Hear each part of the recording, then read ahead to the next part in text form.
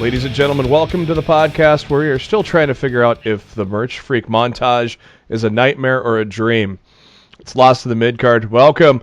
It is our Full Gear preview special, AEW Full Gear, coming at you this Saturday on pay-per-view, BR Live, or with your cable company. We're going to give the rundown. Only 5 matches announced on the card.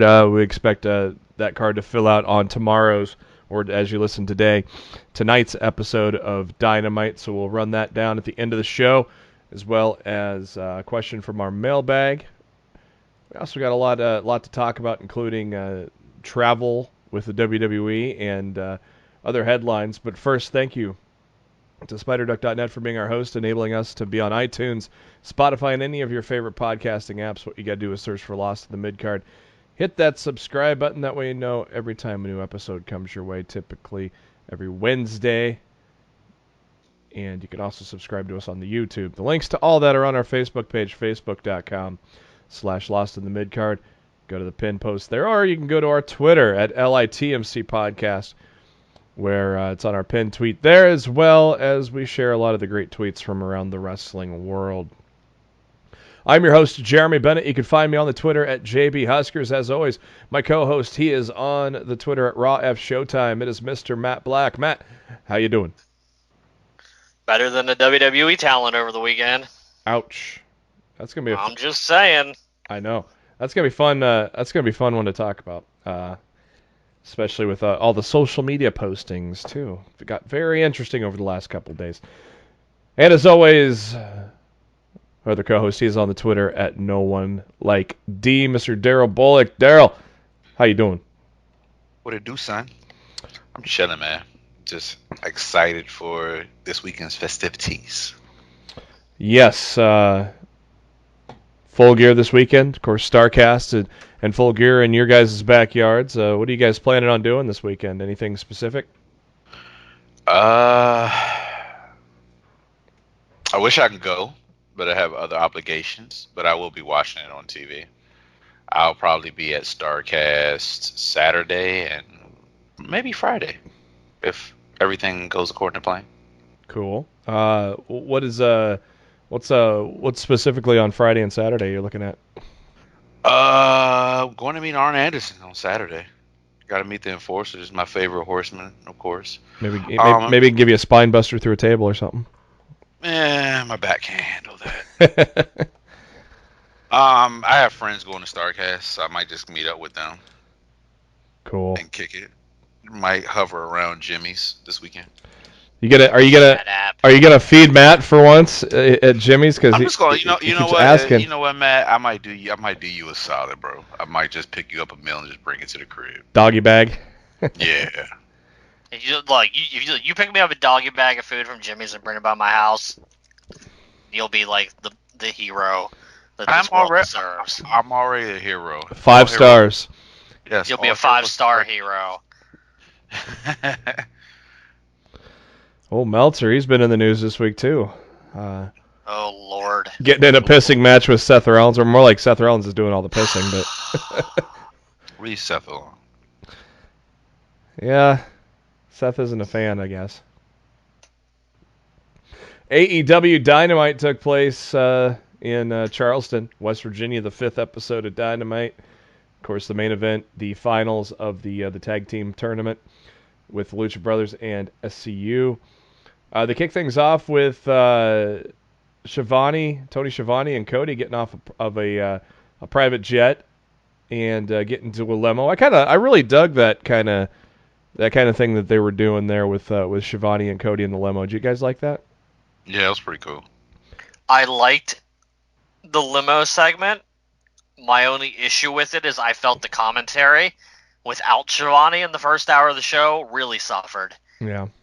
I'm normally not a fan of the 3-man booth, but I feel Shivani in there with Excalibur and JR over the past month have been really good together, and I felt Ross and Excalibur on their own in the first hour without Shivani there to keep everything together. It left a little bit to be desired this week. So as much as I enjoyed the segment, I'd rather they've done it as like a quote-unquote pre-tape and aired it just in the show and actually had Shivani on commentary the entire show instead. Yeah, because that was all straight up live, wasn't it? Oh, they claimed it was live. Oh. I highly doubt that stuff was live. Yeah. They're, like, why would Cody not be in the building at 8 o'clock? Kayfabe's not dead, right? But to me, it's the same thing that I get on WWE for. Like, Triple H shows up at the building at 8 o'clock, or Vince McMahon shows up to do a segment 10 minutes before Raw's about to end. We know you've been at the building all day. You didn't just show up. I like that kind of stuff is just like I rather they had done it as a pre-tape. Honestly, I think that would have worked out better. Yeah. They could have had Cody, earlier today. They could have had the segments, just placed throughout the show. Mm-hmm. They didn't need to do it how they did it, because to me it's just not believable that an executive vice president of the company is not there, when their show starts at 8 o'clock. Yeah, and Gorilla running the show. Yeah, he's got to be there, and he always shows the picture of him sitting at Gorilla working on the. It's no longer called Gorilla. Working on the production and all that stuff. Dusty. Sorry, the Dusty position. Mm-hmm. It's been called the Gorilla position for what, like this is AEW 30 years now. So I'm just saying, it's hard to change that terminology once it's been like that for so long. I just did. Sorry. Man, relax, McMahon. Darryl's the heel. Shut up! John Moxley had a closed-door session with Tony Khan. Clearly, Moxley not happy after he found out that his match with Kenny Omega at Full Gear is going to be a lights-out match, unsanctioned. So it doesn't affect the win-loss record. Moxley's obviously mad because he believes if he beats Omega, he probably could be in line with a shot at Jericho. So are you guys, what do you guys think of it being an unsanctioned match? Would you have rather seen it be a regular match, or what are your guys' feelings on that? I'm good either or, really. I mean, either way, we're getting a good match. I mean, it kind of caters to what Moxley does best. But I mean, at this point, it just is what it is. I just want to watch it.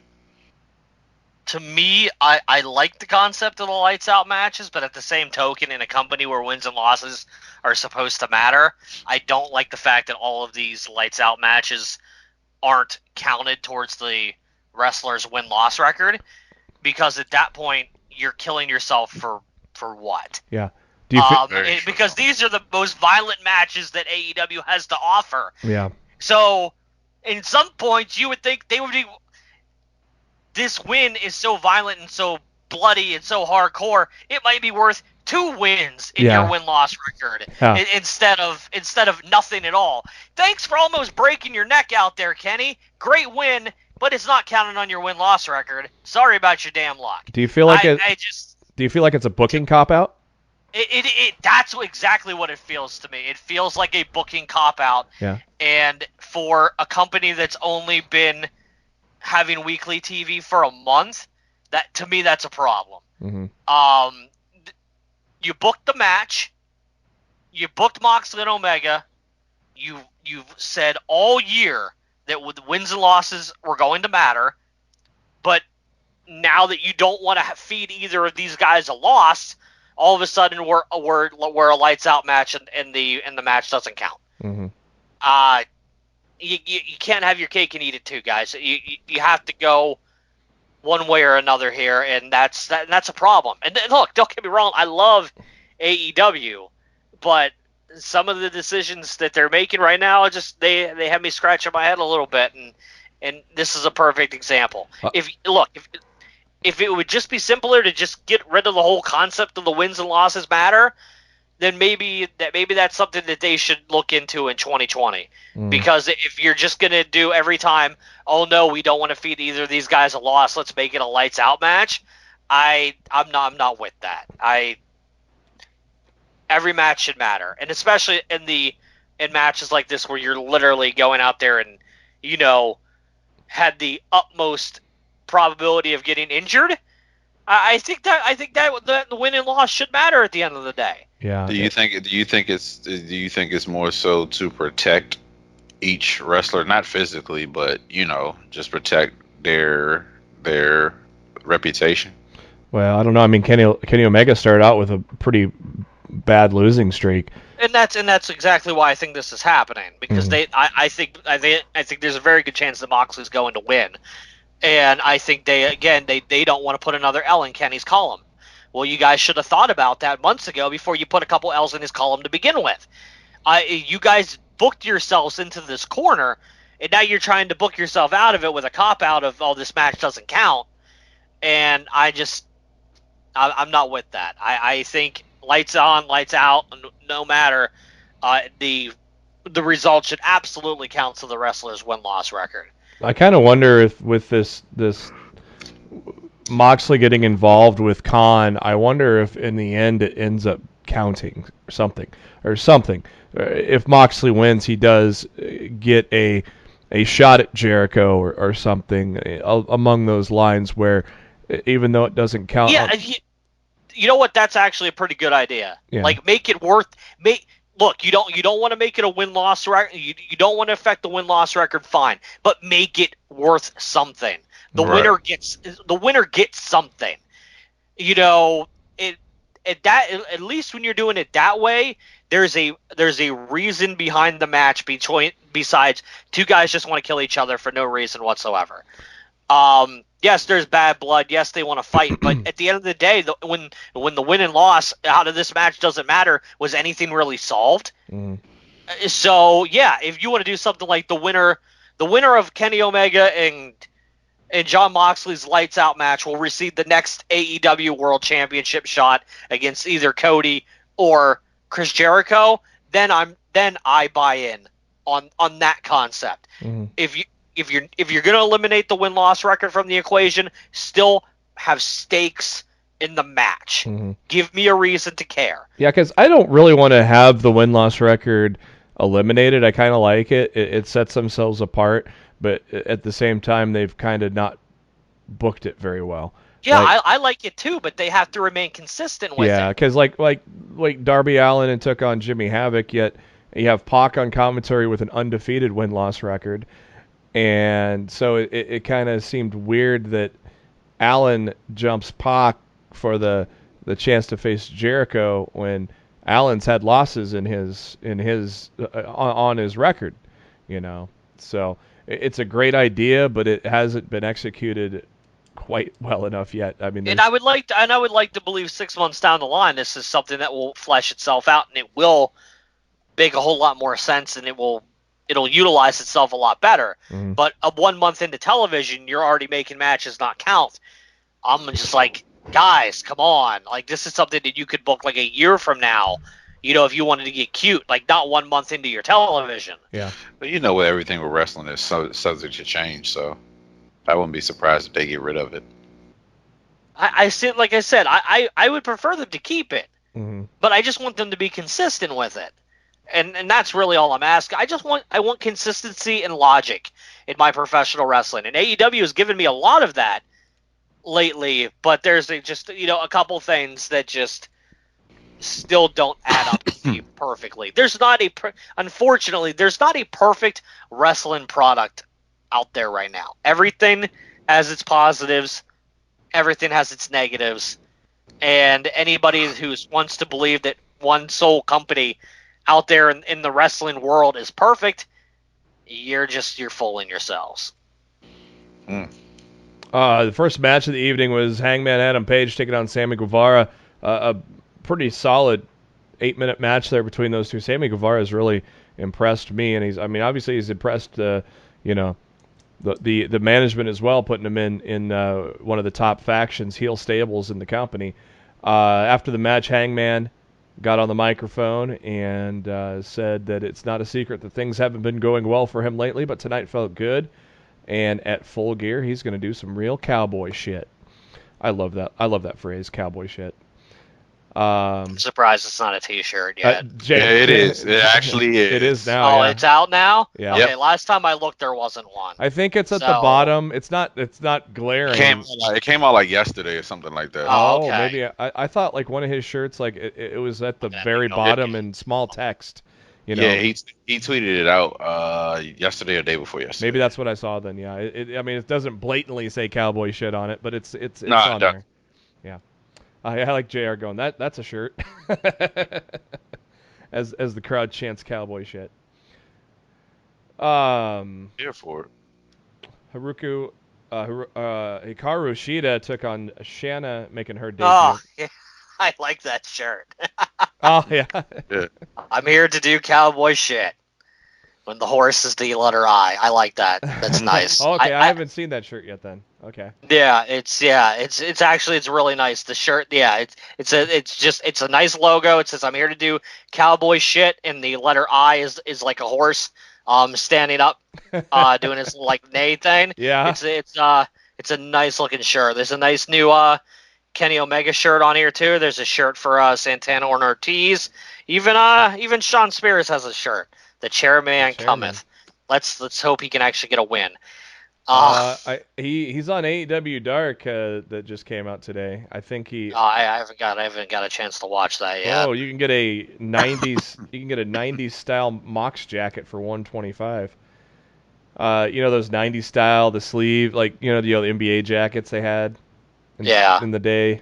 Yeah, they made they kind of made a '90s style one for Mox. I mean, it wouldn't be anything I would wear, but I love that. I love that Hangman Page shirt. I like the. Yeah, it's nice, right? The Spears and Omega shirts are cool too. I might have to slide Matthias a couple $, just to get me a souvenir or two if he goes the full gear. Yeah, it's gonna depend on my friend who just recently moved to the area. He's thinking about going, so he's gonna go with him. We got a trio in the area. Yeah, well, my friend, he used to work for THQ and 2K, Marcus Stevenson. That's right. He got a job. He now works for the Washington Redskins. Yeah. Oh. So. Well, which tell is him I said good luck. He's the head of digital of the Washington Redskins, which is kind of funny because I know for a fact that he is a diehard Dallas Cowboy fan. So it's really amusing to me that he works for the Redskins. Hey, at the end of the day, if the Redskins offered me a substantial amount of money, me being you do it too? You fucking right. I gotta pay fucking bills. I got a mortgage, dude. What the fuck? I got kids. I got that damn kids. Looking at the shop shirts, a private party one. This ain't water. Yeah, I mean that was just played off on BTE being the Elite this week. Yeah. But like they're cranking out them shirts fast. Man. Oh my God, Jericho's got one per week now. Every time he says a line, there's a shirt. Yeah, I like a little bit of the bubbly shirt. I'm not that much of a fan of the I've got a ticket. Yeah, I'm not for that. It's just things. I kind of feel like you jumped the shark at that rate, Chris. Yeah, calm down. That's a reach. I did get the bubbly shirt at Hot Topic though, so I got me a little bit of the bubbly. What are you guys thinking about this Brandy Rhodes thing, man? She's acting a little weird lately last couple weeks. Listen, anything Brandy does, Brandy can sit there and make origamis out of toilet tissue paper, and I'll love it. Listen, like, and I don't have like a crush on Brandy. Brandy's just like one of the coolest people I've genuinely have met.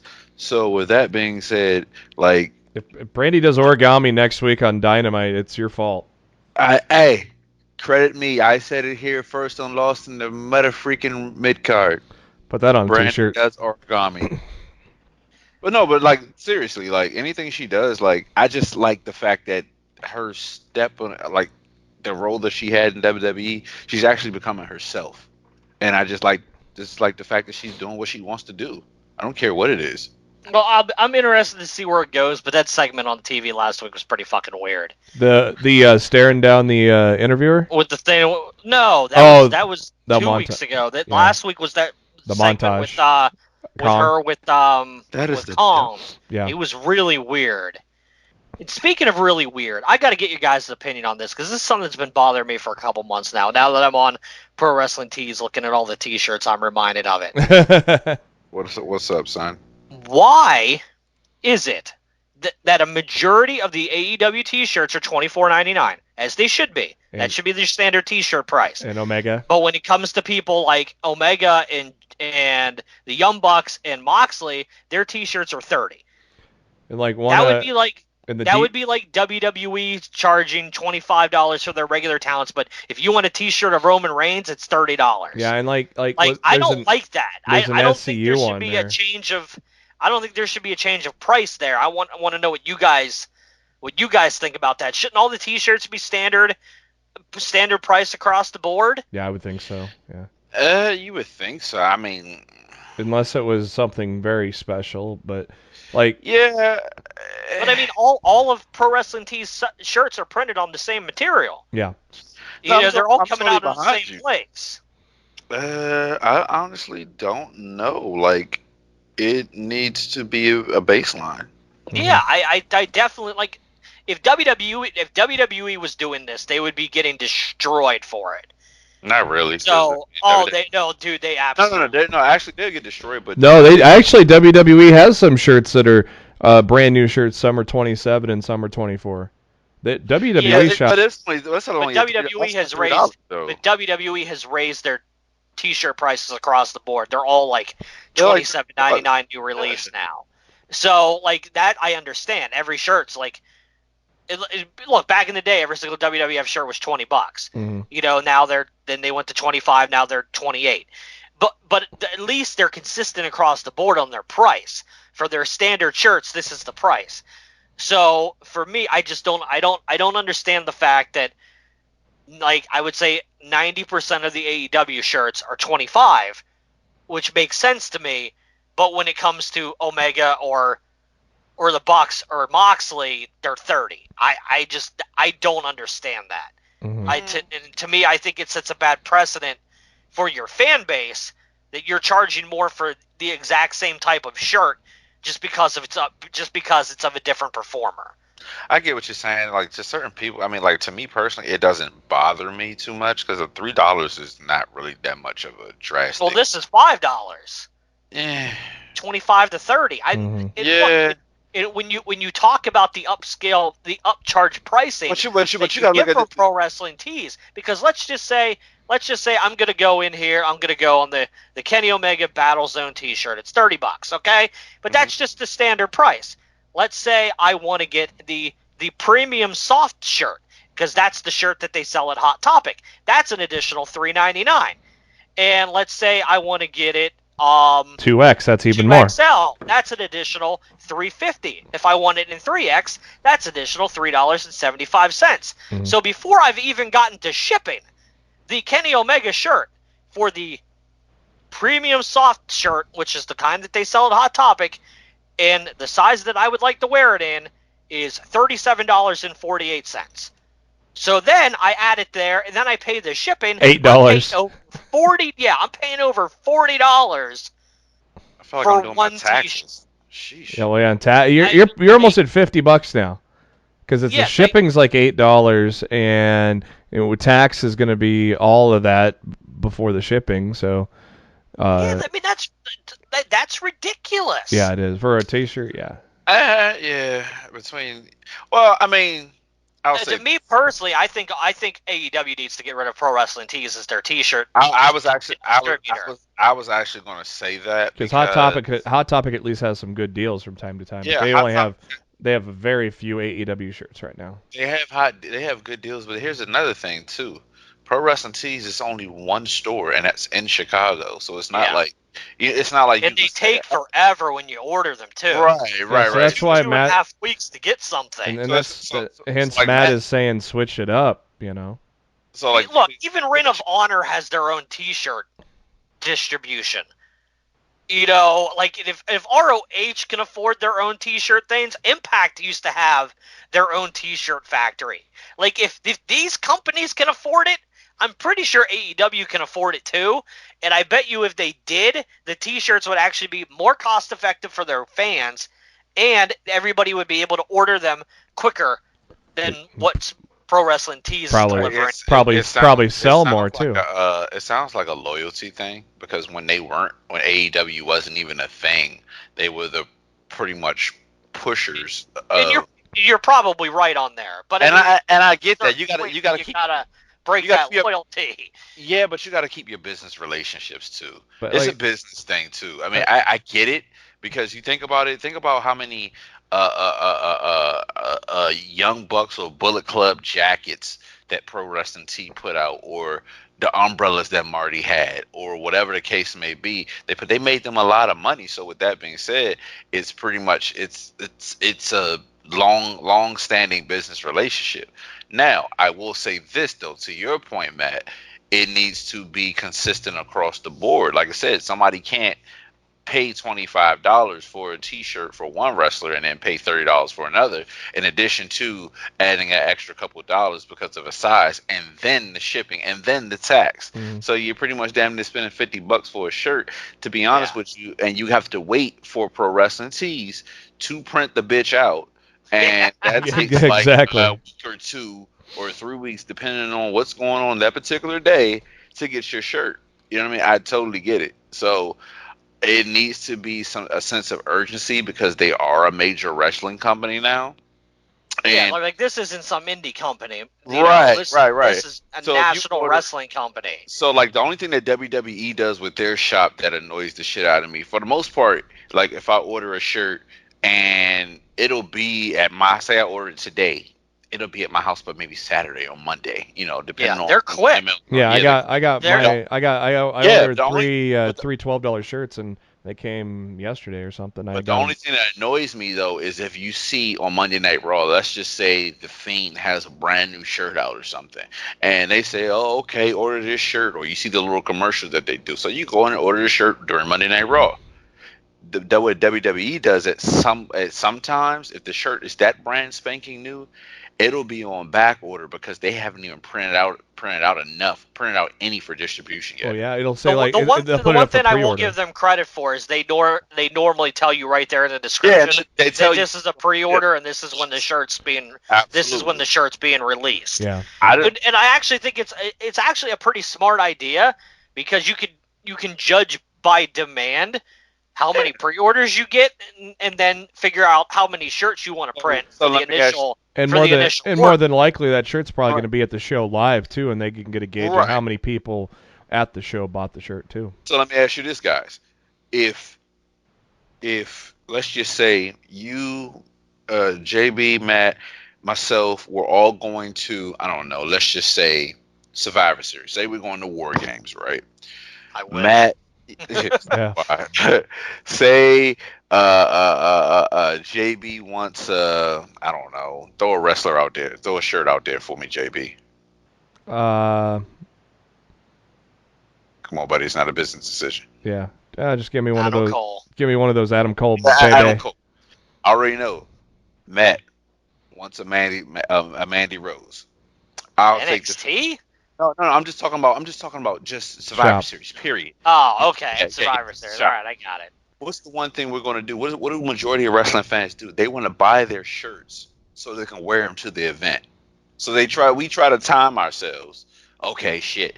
It's in 2 weeks. Let me order it now. This, that, and the other.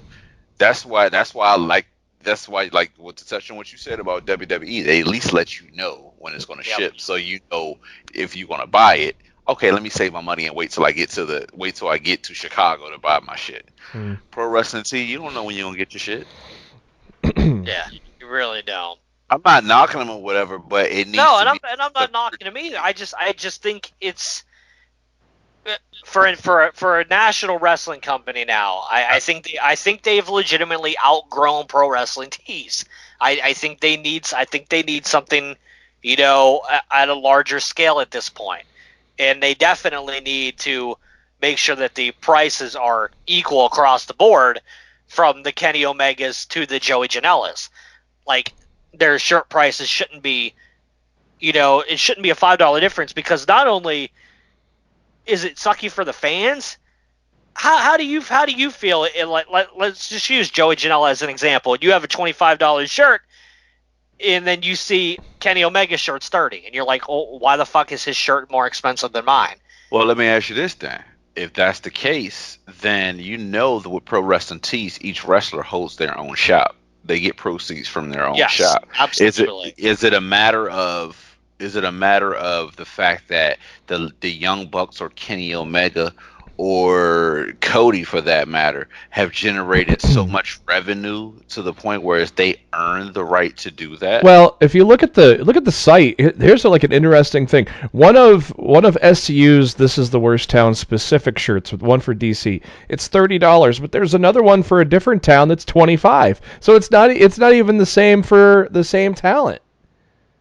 Yeah, well, that's the question. Is it specific for who it is and why it is? I mean, it's too many underlying factors. Yeah. Yeah, it doesn't make sense. It doesn't. It's not even. It'll give you a headache just trying to figure this shit out. Yeah, I mean, honestly. even it's not even matching up for the same shirt. I mean, literally the same shirt. I think the only difference was like Philly and DC, and one's 30 and one's 25. No clue. Yeah, it's weird. Like it's definitely something that if I'm AEW, I would look at, because you want to be good to your fans, but to me that's not a good thing for your fans right there. No, You got to talk to Miss Massey. She runs the merch. If you have a better model, you'll probably sell But more. I can't blame Matt's wife for what Pro Wrestling Tees does. No, I mean, but she's in charge. I'm not saying that. She's in charge of the design. She makes all the designs, okay. and most of the designs are awesome. But Gotcha. like, I don't think she sets the prices. So who would set the negotiations with those guys? Does Pro Wrestling Tees have to pay a certain amount for that, or is it the other way around? Do they have to pay for the license of that wrestler, or does the wrestler have to pay to get a? No, the wrestler has that trademark. But now But of course with AEW now, I mean it's a little different when everybody's kind of in the indies. But now that you have these guys under one umbrella, it's kind of like, well, how do you know? Well, that's exactly what I said earlier. Each wrestler has their own shop on Pro Wrestling Tees. So that wrestler, if they haven't trademarked their stuff already, AEW can pick it up. If you have trademarks already, like the Young Bucks have theirs trademarked already, or Moxley might have his trademarked already, then yeah, they get that wrestler's business. They probably take a percentage off the top of the sale. Well, yeah, I'm sure Pro Wrestling Tees gets a portion of every shirt that they sell. Yeah, but I don't think that's how they stay in business. Mm-hmm. Right. I'm just saying, like, as far as like what JB said, like the licensing and whatnot, it depends on who has the trademark. I don't think it's money I don't think it's you selling the trademark to them. I just think that, okay, I'll sell the design to you, you print it out, I'll take money, you take your money, a percentage off the top, I'll get mine. Yeah, I think that's really as simple as that. Mm-hmm. Yeah, it'd be interesting to kind of get to the bottom of on that. Yeah, I just thought it would be an interesting topic to bring up. I've been thinking about it for months, and I never think about it when we're actually on the show. But when I went to look at the Adam Page shirt, I saw the prices again, and it absolutely reminded me. I'm like, hey, this is something we should talk about. Yeah, because it's not something other people are really talking about. And, it would be nice to, raise some awareness on, honestly, probably what the average wrestling fan looking at this stuff is thinking. Yeah. Me personally, I just spend.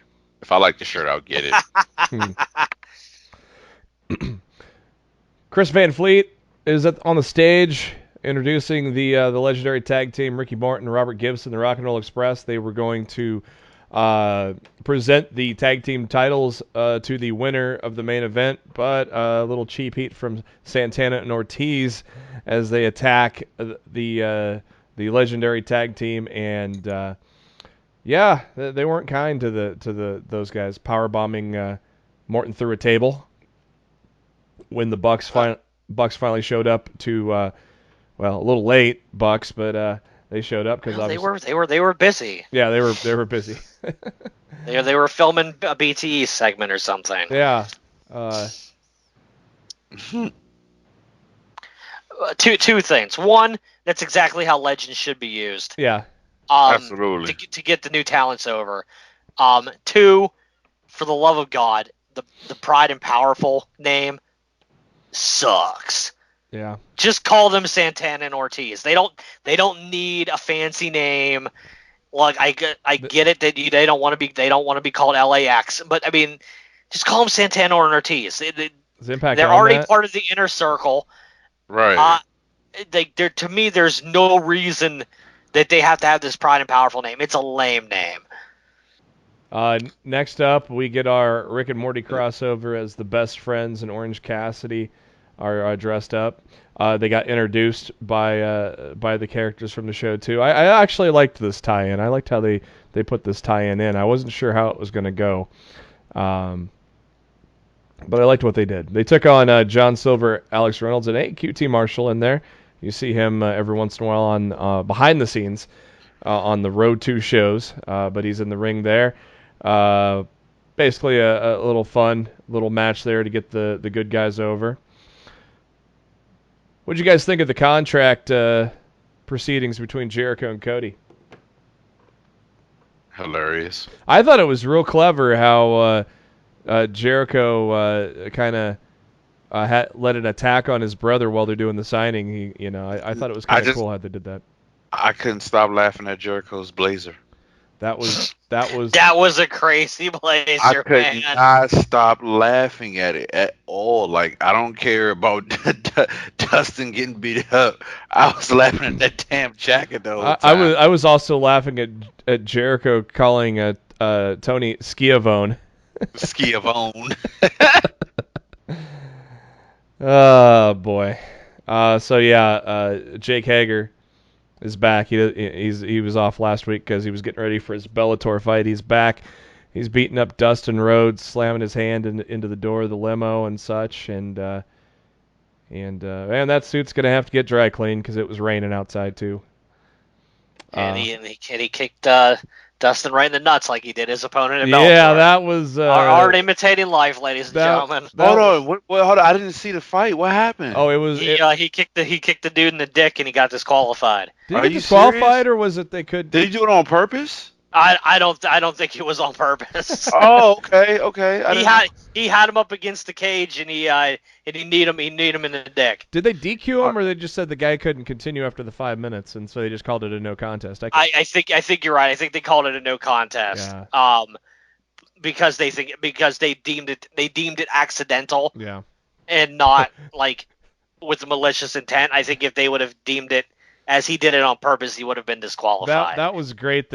But the fact that he used that same shot on Dustin on Wednesday, that was great. Bravo. That needs to be utilized in his moveset going forward. That was great. When the referee's back's turned, he needs to hitting people in the dick.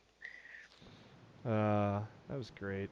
The Elite took on Hybrid 2, and that's another name. I hate that name, by the way. I'm not high on that name either. Yeah. It's not as bad as Pride and Powerful, but it's pretty bad. Pride and Powerful reminds me of Paul Roma and Hercules. It does. That is actually Power and Glory. Yeah, that's pretty good. Good. That is a perfect example of why that name should not be used. Honestly, look, as much as I love AEW's tag team division, their tag team names are terrible. Yeah. Dark Order. And I like the Dark Order. I like that name. It they're so bad. So bad. Not everybody can be the best friends. Exactly. I love that name. I love the Best Friends. I love Private Party. I love the Young Bucks. They've got some great tag team names in there, but there's some ones in there that are pretty I like bad. the Hybrid too. If you call them just the Hybrid, I'd be fine. That'd be better, yeah. I would prefer the Hybrid over the Hybrid. Speaking of win-loss records, I kind of smile when I see a trios record, which makes me think there may be 6-man tag belts coming down the line, somewhere down the road. So Me personally, if AEW is going to introduce another title, we need a secondary singles title. Yeah, we need that before we even consider bringing in a trios. They need like a U.S. title or a cruiserweight or something. I want television. Or I've been begging. Title, yeah. I've been begging. I was begging NXT for years to make that secondary title the television title because it's just got so much classic. It's got such a classic lineage to it. North American Championships class got the classic lineage too, and I think AEW would be the perfect place to introduce a television title. There's too much great talent on that roster that can't sniff the World Championship right now that I think would very much benefit from a secondary singles title in that company. And now. it take time to build the trio. Wow. Take time to build the trios. I mean, yeah, I'm not saying do that next, but I like how they got a win-loss record out there, you know. So, I fully agree. Get the secondary title out there first. As you could expect in a match with the Elite, it was insane. And nice little V trigger by Omega on Jack Evans, followed by the One-Winged Angel to get the win for the Elite. Keep Omega strong for his match with Moxley. Santana and Ortiz dressed as Rick and Morty at ringside, and they attacked the Young Bucks. I thought that was a smart little heel attack. And, hey, showed up a couple of different times to kind of cause havoc, so I liked that. The Librarians, they're still winless, but if you watch BTE, you know, count it as a golf score. The lower score, the better, right? Whatever helps him sleep at night. Oh, Peter Avalon got he got beat up by Moxley. Ate a paradigm shift. Moxley gets on the mic and says, basically the blood is on AEW's hands. They want to treat him like a freak. Well, you know, he's been treated like one all of his career. You could take all those win-loss records and shove them straight up your ass. And he's the sickest son of a bitch, and he's unsanctionable. So it'll be interesting to see what lengths they go to at Full Gear. It's gonna be it ain't gonna be pretty. As JR would put it, it's gonna be bowling shoe ugly when they fight. Bowling shoe ugly. Oh, wait a minute. And the main event for the Tag Team Championships, SCU, Lucha Brothers. Hell of a main event, and I'm really happy that SCU got the win here, guys. Yes. Yes. Yes. And yes again. Yeah, it was. Tell us how you really feel. You know, I like I said, when we went into the show last week, I said the great thing was I could see either team winning, so I have no idea who's going to win. And either team would have been a suitable. SCU would have been the safest one, safest bet. Yeah, they're such. Their stock has just skyrocketed. I can't even remember how long they've been together now. Is it 2-3 years now? Going back to ROH. Mm-hmm. You know, and their stock just keeps getting bigger and bigger and bigger. And of course, you watch BTE. You know, Daniels and Kaz dressed up as Uma Thurman and John Travolta in Pulp Fiction. That was something. And not quite sure what something is, but it was something. Scorpio didn't want to go as Sam; he wanted to go as Ron. Damn. So yet another good edition of Dynamite in the books. I think I have it later in the headlines, but you guys know off the top of your head what we got coming for match-wise tomorrow?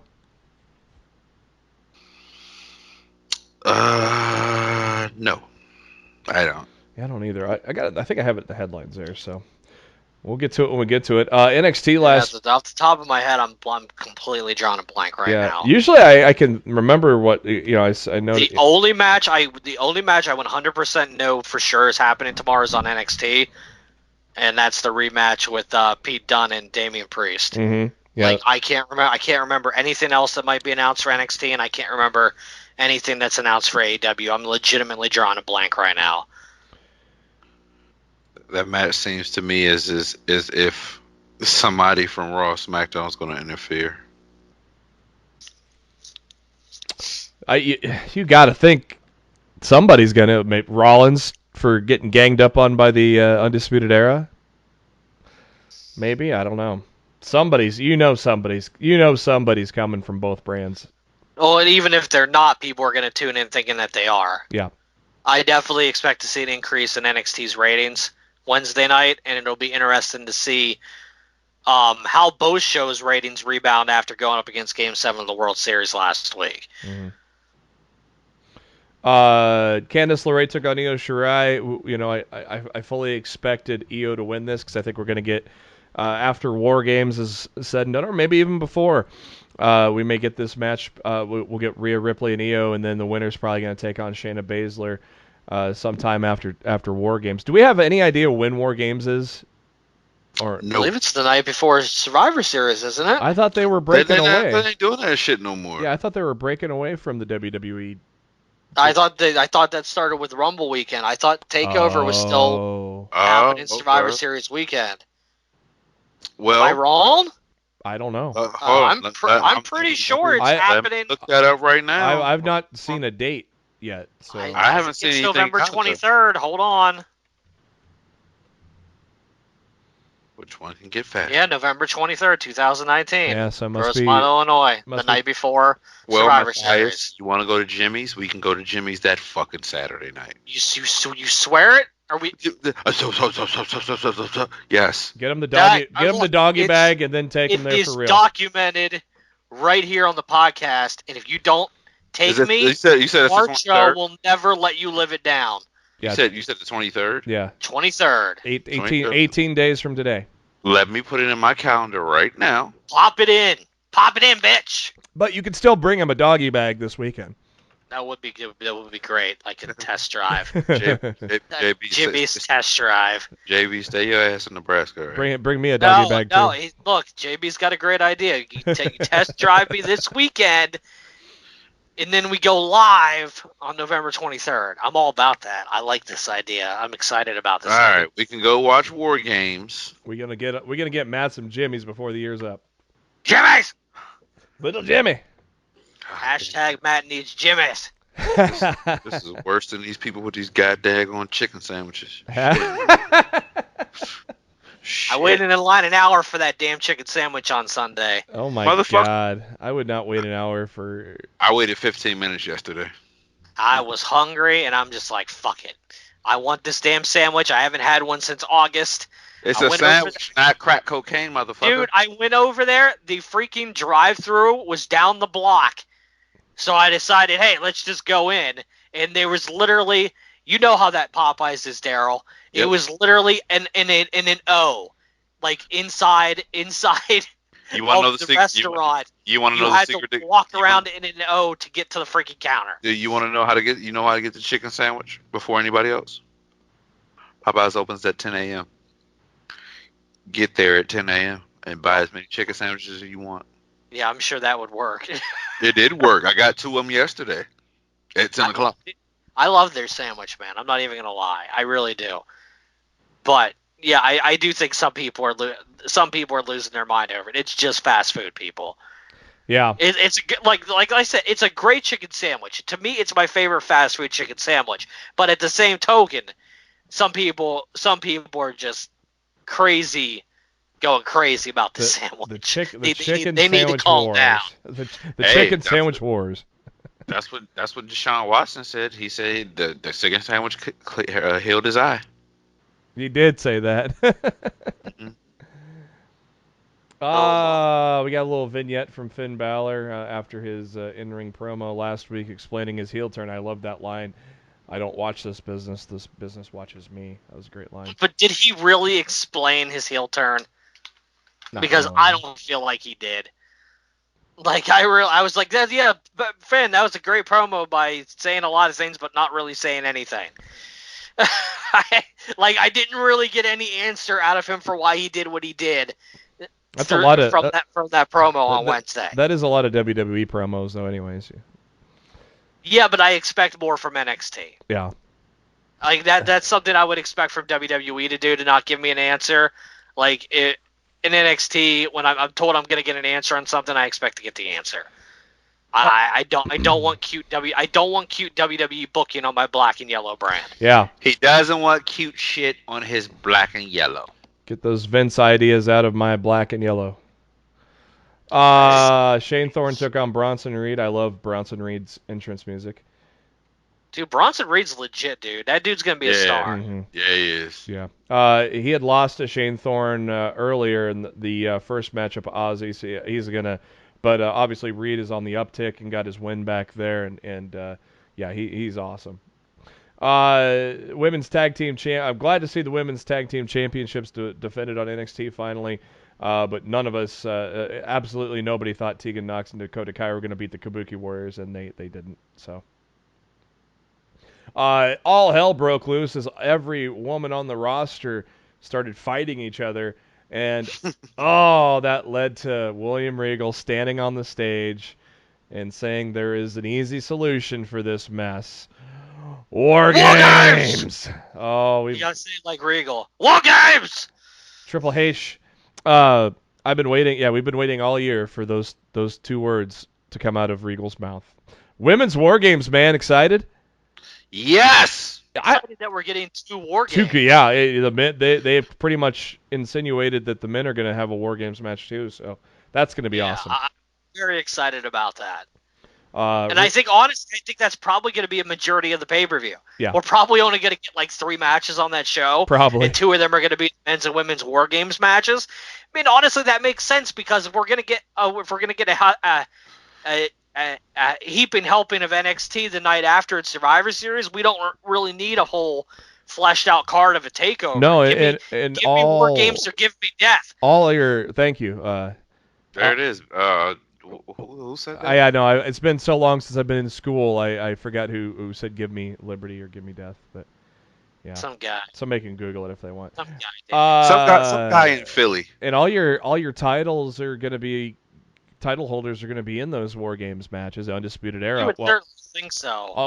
Undisputed Era holds all the gold, so they're going to be on one team. Yeah, true. And Baszler's going to be in the other. Yep. So. Tyler Bate and Cameron Grimes had a little match. I wish it would have went a little longer. It was kind of the match I was looking forward to. It was a good match for what we got, though. Yeah, Cameron Grimes is impressing me. I was kind of surprised that he was on quite the winning streak since losing to Jordan Miles in the finals of the top my breakout. I almost called it the Ring of Honor one there or something. Cameron Grimes, though, got the win thanks to the distraction from Killian Dane. Killian Dane must have something against United Kingdom wrestlers. So no, I think Dane was doing that to send a message to Dunn. Yeah. Because he knows Bates' boy. Yeah. And Dunn was like, I'm done with Killian Dane. And this was Dane saying, no, you're not. I'm going to take out your buddies until you freaking face me. To me that made perfect sense. And I definitely think we're going to see Dane get involved in the rematch between Dunn and Priest tomorrow. Oh yeah, guaranteed.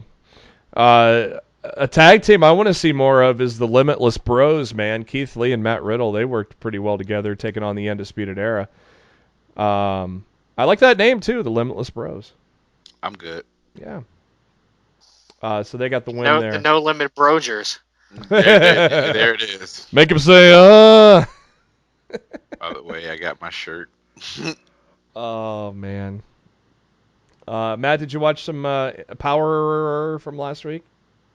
Last week, yes. This week, I haven't gotten to see Powerrr or Dark yet. This week, yeah, those both drop like real close. I think to I'll us watch recording. Dark tomorrow morning. Yeah, those both drop very close to us recording, so it's kind of tough. Yeah, I normally boot them up in the AM hours. So, a lot of power, no pun intended, at the interview table to start it off with James Storm, Colt Cabana, Eli Drake, Nick Aldis, Tim Storm. I don't know. I think Storm was out there. I can't. There was a lot of people out there, and basically, I don't think Storm was out there. Yeah, I think James Storm was out there, but not Tim Storm. I think it was James Storm, Eli Drake, Cabana and Nick Aldis, and Colt Cabana. Yeah.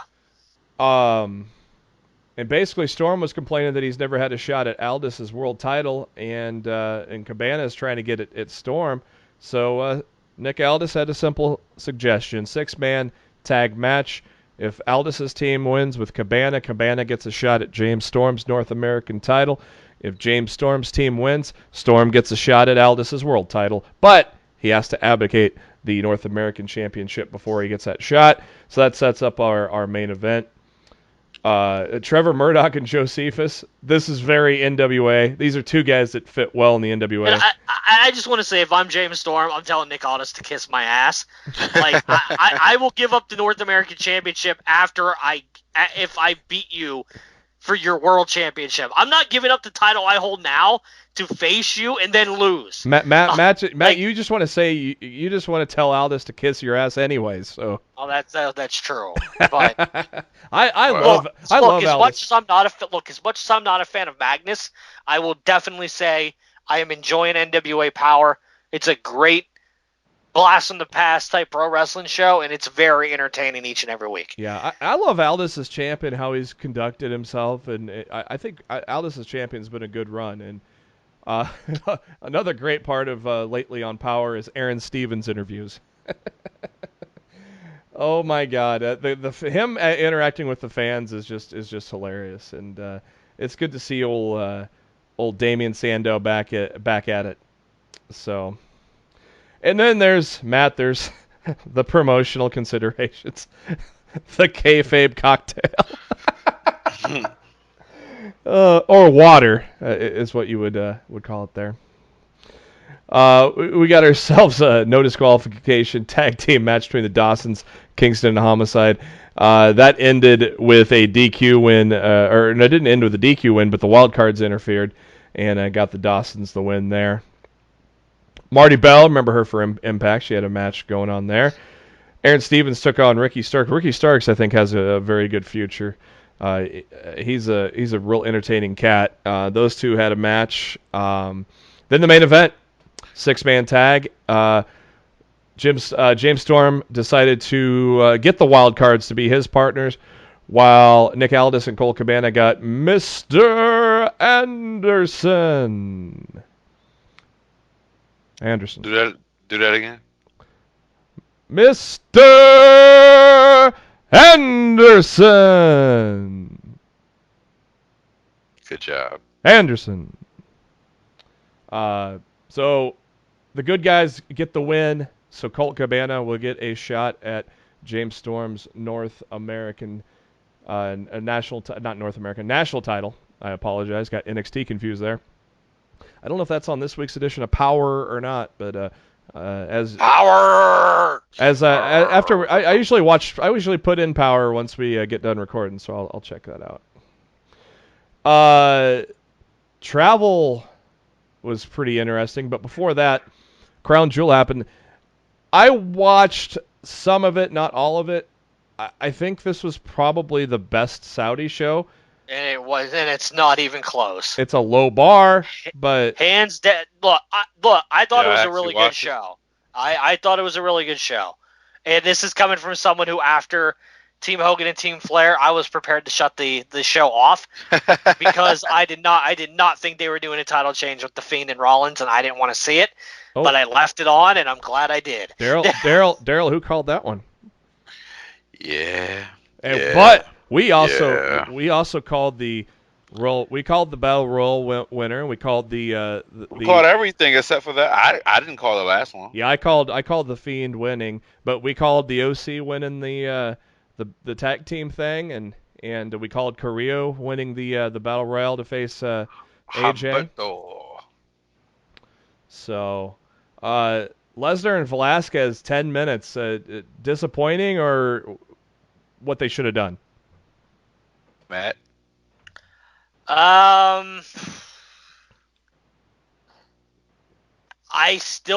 It wasn't bad, because if you look at it logically, Kane had the match won, he had Brock down, he got overzealous, and he got caught in a submission. It was a very MMA-like fight and a very MMA-like finish. So I didn't have a problem with it, and I also think that we could potentially see Kane cost Brock the WWE Championship at Survivor Series, put the title on Ray for a bit until he drops it to whoever they want to put it on. Maybe they'll put it on Drew McIntyre finally, and Drew can take Ray's head off, and they can go back. They can go back to Kane and Brock, but it doesn't have to be with the championship involved. Yeah. I love what they're doing. I love what they're doing with Mysterio and Brock right now. I think that what they did on Monday was really well done. And I want Ray to take that title off him. I mean, Ray's not going to wrestle for much longer. I think he deserves at least one last quick One reign. last run. You know, and as Matt said, then Drew McIntyre could take his head off. So then came the turmoil match with the OC getting the win and getting that fancy trophy. Cesaro and Mansoor did not disappoint, and no surprise, Mansoor got the win there in his home country. What did you think of Tyson Fury with Braun Strowman? What do you think about his appearance, his first match in the WWE, Matt? Eh. A little underwhelming. I don't know who said it. I think maybe our buddy Mark Cho might have sent it to me, but somebody on Twitter goes, "Oh, so this is where Nathan Jones has been all along." See, Even got- there's a Matt- lot of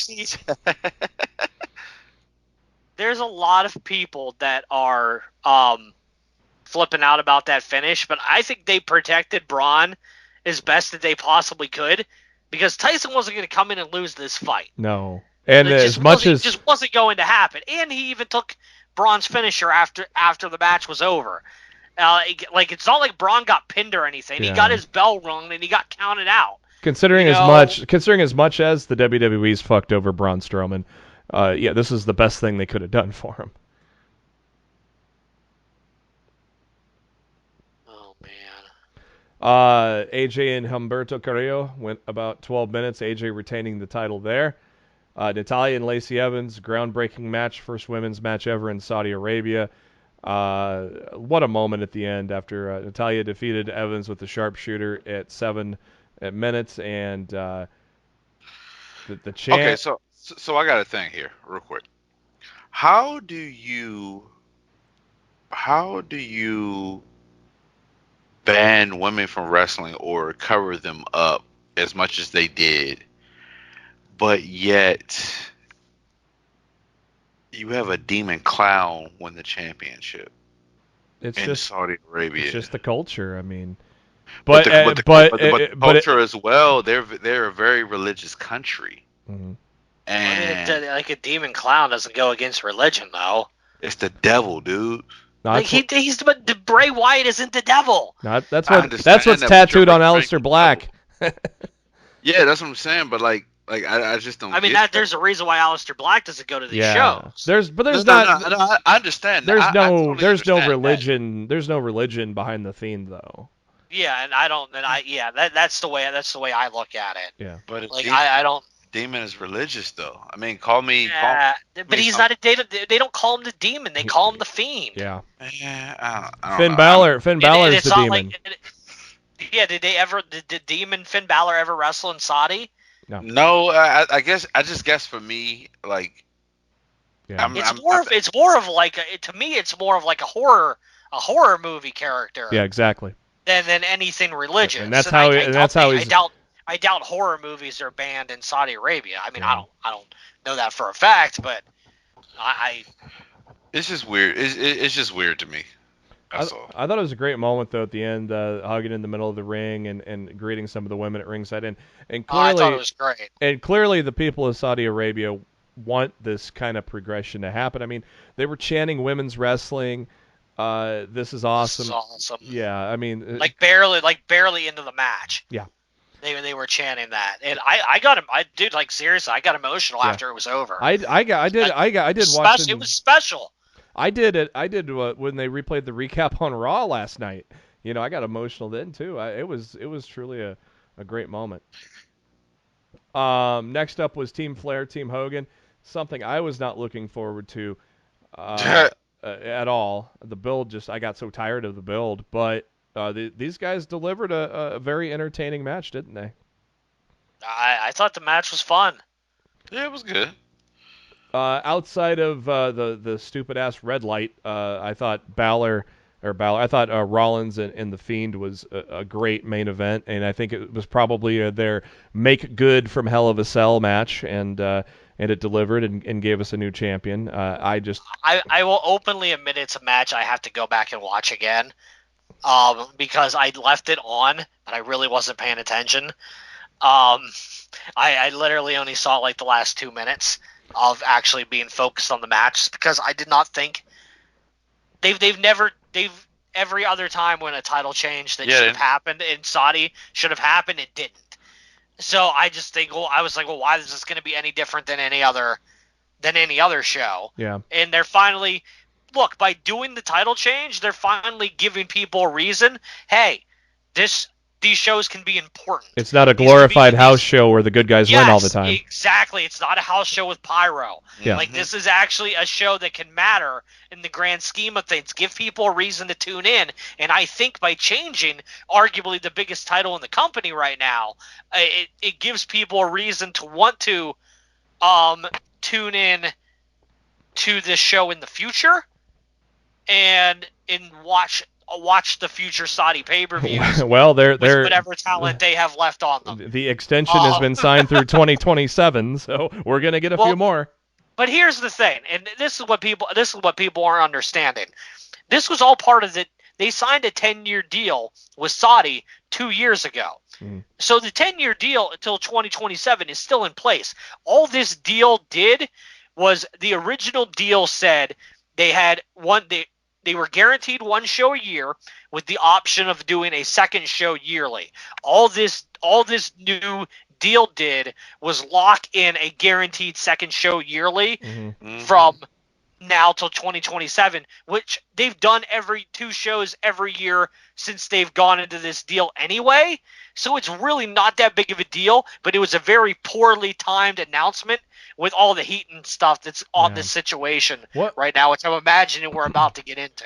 Yeah, let's, we still have SmackDown and Raw to talk about. Let's jump into that, the travel issues. Obviously, SmackDown greatly benefited from the result of this travel issues because it was what many claim probably a top 5 episode of all time on SmackDown. It was tremendous.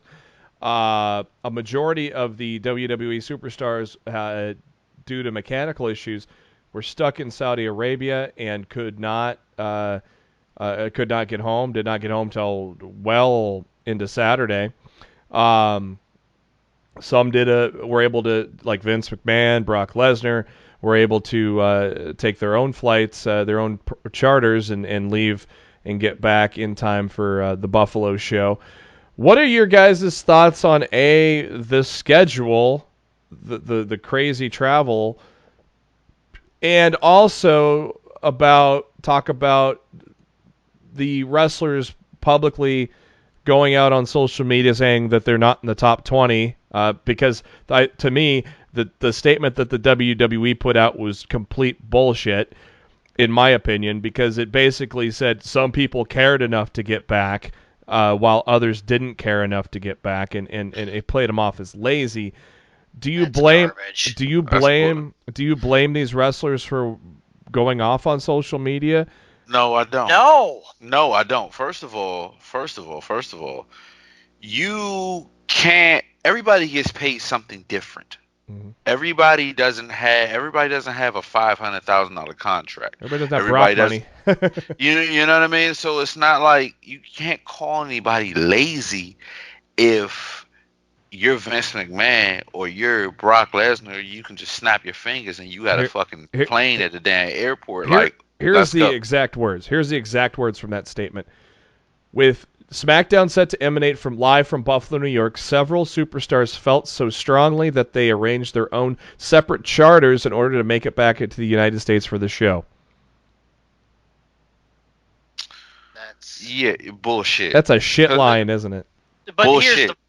Here's the problem. That charter that was arranged to bring the top talent over was arranged by the company, and it still didn't make it in time. Yeah. Because that had like the Fiend on it. It had the Revival. It had the New Day. It had Corbin and Reigns. They basically, the people that had advertised matches for SmackDown on Friday, they tried to get them there, and they still couldn't get them there in time. Well, I thought so. We're getting all those matches this Friday anyway. I thought Dawson said he was not in the top 20. Like, I thought he was. But here's the thing: you're in fucking Saudi on Thursday. Yeah. Why? Just why are you going to have I mean, I understand you're obligated to have it. Why don't they tape one? Why don't they arrange to have one taped in Saudi? Exactly. Tape it. No. Honestly, what they should have done is they should have given us since apparently it's not a pay-per-view anymore, they should have given us Evolution 2. Yeah. True. We could have had an all-women's SmackDown Live. Friday Night SmackDown, they could have called it, they could have dubbed it Evolution 2, and they would have never had a problem. I'm token, baffled how they just not did that again. At the same token, if the Saudi government really kept the WWE talent from taking off over there, thank you, because you legit gave us one of the best episodes of SmackDown of all time. Yeah, it was great. I'm just throwing that out there. So, and I don't want to hear second that Vince wrote that show, Meltzer, because you're full of shit, just like everything else you've reported over the past 4 days. Yeah. Just ask Seth Rollins how much full of shit Meltzer is lately, because apparently Meltzer just said there was a talent-only meeting ran by Vince, and then Seth gave some rah-rah speech, and then Seth goes, "No, I didn't, Meltzer. Your sources are wrong." And so let's talk about that great SmackDown. Which was great. Yeah, awesome. Which kicked off with the major elephant in the room is SmackDown has both world titles now. Well, that got fixed right away. Brock Lesnar quit SmackDown so he could hunt down Rey Mysterio. So that and I hear there's a design change coming to the Universal title. So we mentioned this on the show either last week or the week before. Blue strap. Bray is supposed to show it off tonight on Backstage on Fox Sports 1. Blue strap, you think? Which is on at 11 o'clock. I don't think it's going to be a blue strap. I think it's going to be something completely different. But yeah, we'll to not pigeonhole it into a brand, maybe. Yeah, exactly. I think it's going to be custom for Bray, honestly. Like almost like the Smoking Skull title was for Austin. I think it's going to be something along those lines. I can't wait to see what it looks like. And yeah, we're going to see it in about 40 minutes. Is that 11 o'clock? 11 o'clock your time? Now. Yeah, yes. 11 o'clock my time.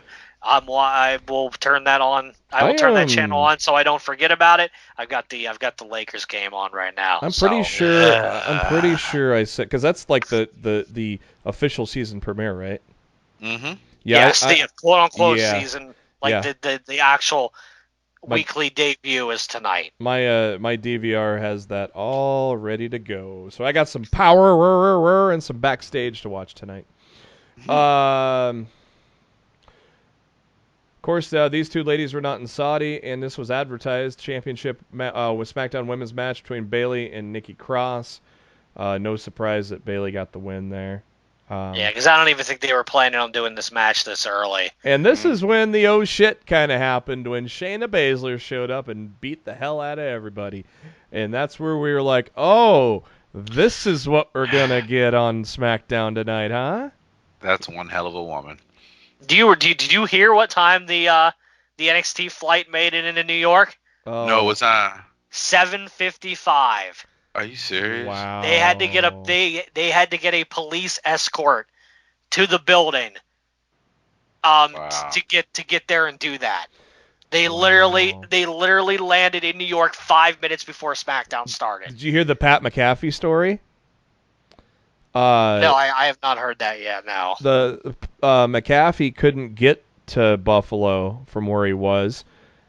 He called up his old owner, Jim Irsay, owner of the Colts, and Irsay says, "You got it, brother." And Irsay's private jet took him from Orlando up to Buffalo. See, he said that on SmackDown, but I thought he was just working. So for he said that actually to be actually be legit happening, that's amazing. Yeah, he said that in an interview. That Triple H gave him a call or text and said, "Can you make it to Buffalo? No guarantees, but you might be doing commentary." And McAfee talked about how he, in case Michael Cole yells at him again. Well, Michael Cole wasn't there, I don't think. Did Michael Cole make the trip back? No, Cole. As far as I'm understanding, Cole and Graves did not make it back. So as you know, Cole lashed out at McAfee's wardrobe choices at WrestleMania, so he goes, just in case. Well, then Triple H just said, hey, just be you, fuck it, you know. I thought McAfee on commentary SmackDown was great. I thought his chemistry with Renee Young was incredible. Yeah, it was very good, very very good. And Tom it was Phillips. Probably the most entertaining I've heard a three-person booth on a WWE programming in a long time. Those three, Tom Phillips, Renee Young, and Pat McAfee worked really well together, and I would actually like to see them actually take an actual brand for themselves and do it weekly. Yeah, that'd be great. McAfee said that he also mentioned that he was wondering how well he was doing when Triple H said, and he could hear Triple H and Stephanie in Gorilla laughing out loud at some of the shit he was saying. So he goes, yeah, I think I got approval with what I did. You know, it was great. And poor Renee Young taking a boot to the nose, to the face. Damn. Face. She did all right. I thought Aiden English did well with those guys as well. No, English did fine. I think English is pretty solid on commentary. I didn't mind him at all. I thought as soon as Dio Madden got taken out on Raw, I thought we were getting McAfee again. Oh, that'd have been great. I'm like, I guess McAfee's coming out. Yeah, instead we got more Lawler. Yeah. Sami Zayn was interviewed by Kathy Kelly, and the Limitless Bros show up and beat up Sami Zayn. Oh, the show just kept getting wilder and wilder. Miz TV was up next. He was supposed to interview The Fiend, and said he decided to interview himself when who comes out but Tommaso Ciampa. That black heart. Oh, man. And him and Ciampa, they're good, both good talkers, so there was no surprise that they had some great back and forth, and that led to a match afterwards with Ciampa getting the win after hitting the fairy tale ending. But again, we're just keep getting blown away with all these NXT segments, and then Daniel Bryan runs into Triple H and Shawn Michaels and sets up a NXT title match against Adam Cole, baby. I mean, Bryan Danielson and Adam Cole, two guys at the top of Ring of Honor, and now they're fighting for a title on SmackDown. It's like, what kind of world are we living in with this? Can we get more travel issues, please? It shows how good WWE's product can be when their back's against the wall. Oh, exactly. And that's kind of the thing that frustrates me with that company constantly. The complacency. Because it shows they can give you amazing TV when they want to. And that's just like, come on, man. Yeah, exactly. We fucking need that shit. Yeah. And Mandy Rose and Sonya Deville were out for a match. Carmella's music played. I can't remember who Carmella was supposed to tag with, but she was getting beat up. Oh, Dana Brooke. But she was getting beat up by Bianca Belair as the takeover continues. And that led to Fire and Desire taking on Rhea Ripley and Tegan Nox. And that's when Renee Young... As soon as Rhea Ripley's music hit, I yelled, "Run, Mandy, run for your life!" Yeah. Matt doesn't want to see his Mandy get hurt. I did not. Destroy her. And Tegan Nox, it turned out it was Tegan Nox that... It was Tegan Nox that destroyed Renee's face when she threw, I don't know if it was Mandy or Sonya, but threw one of them into Renee's face. Oh. She'll be alright. She'll just shake it off. She's a tough woman. And then we got 21 minutes of Adam Cole, Daniel Bryan. Thank you. Yes, indeed. Thank you. Thank you, wrestling gods. After the match, NXT wrestlers take to the ring. Triple H grabs on the mic. If you want to pick a fight with us, then it's Raw versus SmackDown versus NXT at Survivor Series, which that makes me the most excited for Survivor Series in forever. I could give two shits less about brand supremacy, Raw and SmackDown, but now you add NXT to it, I'm a lot more excited. You guys agree there? Yeah, this is probably the most must-see Survivor Series in a very long time. Yeah. I mean, we're going to get triple threat matches out the ass, but hey, I'm okay with that. Yeah. I'm cool with it. I'm just glad we're not getting the rumor to people. I really go, good, it's going to be Brock versus The Fiend versus Adam Cole. And I'm like, God, no. No. It's just anything but that. And as soon as we got Mysterio and Brock, I'm like, thank God that's not happening. And hopefully if a title change happens there with Ray winning the title. Booyaka. And I could totally see it happening. I do too. Can't cost Brock the championship. And what Brock's done to Dominic on 2 occasions. Yeah, I mean, this is a great story to build up to have one last title run with Ray. And I would love to see Dominic. Brock sold the shit out of that baseball bat last night. Yeah, he had to be helped out. And then they said on commentary he had to be he couldn't get out of the arena on his own under his own power. Yeah. I really hope Dominic screws Brock and gets Ray the title or something. Or Dominic I don't want Dominic involved at all. I want it to be Kane. Oh yeah. Because because they're saying, like Ray said, that Dominic's not even going to be training in the PC until next year. So, I mean, if he's that far away from really doing stuff with the company, there's no reason for him to be involved in that match. Put the shine on Kane. Yeah. He's the guy that signed the multi-year deal. He's going to be around for a while. Make him be the reason that Brock loses the title and then allow that feud to, continue on from here. Yeah, makes sense. We start off Raw last night with a few SUVs, a few caddies pulling up, and Jerry Lawler thought the president was at. No, Jerry, the president is not at Raw, but it was Triple H, and I think we all knew what was going to happen.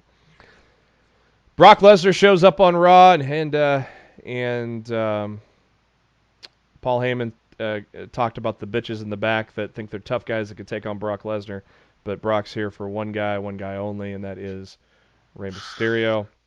And so then anybody that was in Brock's path basically got destroyed. Poor guy getting catering at a table or something. That poor guy got tossed.